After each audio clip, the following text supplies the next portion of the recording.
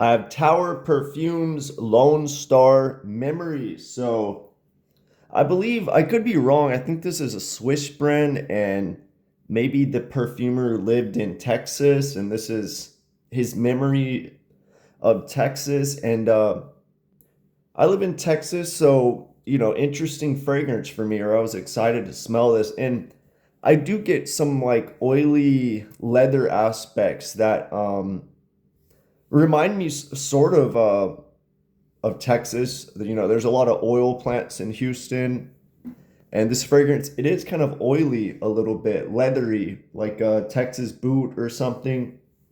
Overall, I think this fragrance is something that I would recommend multiple wearings because I think a lot of people might not appreciate it until you wear it a lot more.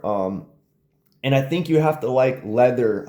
Sometimes leather can come off as synthetic, and yeah, this one kind of does come off a little medicinal, synthetic, but it's a good fragrance. So I think it came out in 2006. It has let's see the notes here: clary sage, geranium, carrot seeds, leather, labdanum, jasmine, myrrh, vetiver, sandalwood, and tonka bean. So yesterday I put this on, and about 12 hours later, it dried down to a like a geranium cinnamon with a little bit of vanilla and amber. The fragrance, it has a lot of it projects and it has longevity. So I put just a few little sprays on from this sample, and yeah, you can smell it. I smelled it all day. People can smell it from a distance, but it's not overly strong. Like there's nothing in here. There's no chemicals in here that you would typically think that would last a while. I mean, I guess, but there's no amber woods or ambroxan that I'm getting that uh are usually what make fragrances last and project that long. It must be the leather, maybe the vetiver. I'm not sure. I'm not sure what causes that, but a lot of people in Fragrantica say this smells like root beer, and yeah, I don't really get that personally.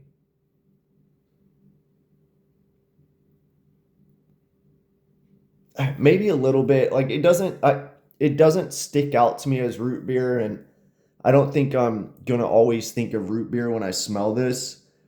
It is kind of camphorous. It's something I get when I smell it and then go away. It kind of reminds me of Les Indomables Oriental Velours a little bit. That one's more camphorous, more myrrh forward, but this does have myrrh in there. That could be what I'm getting. Um, but yeah, a lot of people say it smells like barbecue. I don't get that at all, and I do not like barbecue scents. Like Lalabos, I think the patchouli one, that one's straight barbecue. Um, there's a YSL exclusive. I don't know which one that smells like barbecue. I don't like barbecue scents.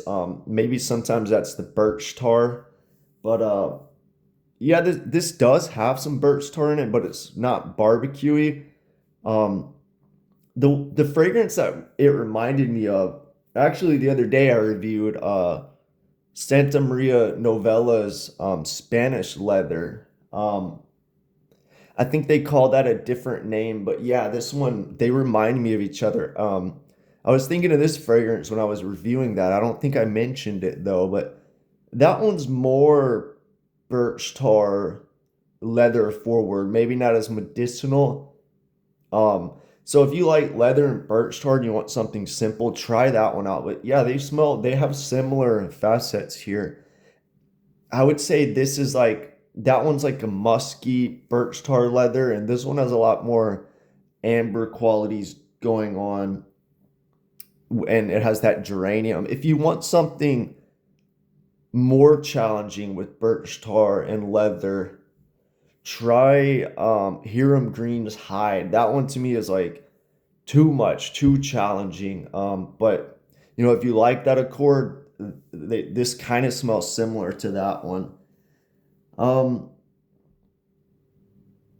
but yeah, overall, it has this sparkling aspect in the opening. I suppose that's the aldehydes. It kind of has this like ambery leather medicinal thing sparkling. All like a lot of towers to me, they have this DNA, right? And it's almost like MFK fragrances where tower fragrances, they kind of smell similar, like kind of dry down somewhat similar. Like they're different, but I guess the base, they all share something in common. I would say this one maybe not so much so, but how I would describe it, and maybe I'm wrong here, but I get this musky lavender accord. It's kind of like MFK has this like white musk dry down with kind of like this fancy soap where maybe it's slightly feminine with MFK. With Tower Perfumes, it's like this lavender musky dry down that's maybe slightly more masculine. And I notice a lot of his fragrances have clary sage, geranium, and some of them have lavender.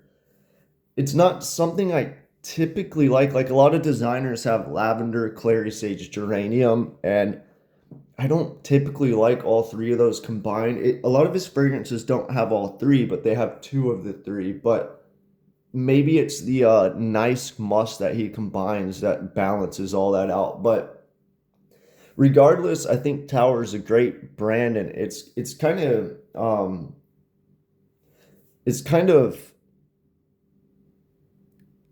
extraordinary that he's a self-taught perfumer because a lot of these fragrances smell really good, and I would never think it smells like master perfume quality to me. It's balanced really well. It's an interesting fragrance. Yeah, I think this is one I would recommend trying and then coming back to and seeing what you think about it because it kind of grows on me a lot. I don't know if I would purchase it, but it's one I would keep smelling and consider, but I think the medicinal synthetic leather maybe is not for me, but it works in this fragrance and it dries down really nice. And with that medicinal leather birch tar combination, I think this one does it better than most. And it's interesting. It's got enough going on. It's got enough substance to make it a complete fragrance that's interesting. But yeah, overall, it's a leathery geranium, musky fragrance with a decent amount of myrrh and the tonka bean to smooth it out. I'm not getting like vetiver or sandalwood, but maybe that vetiver is kind of adding to the medicinal qualities. Sometimes vetiver can do that for me anyway. But yeah, let me know what you think if you smell Tower Perfumes Lone Star Memories.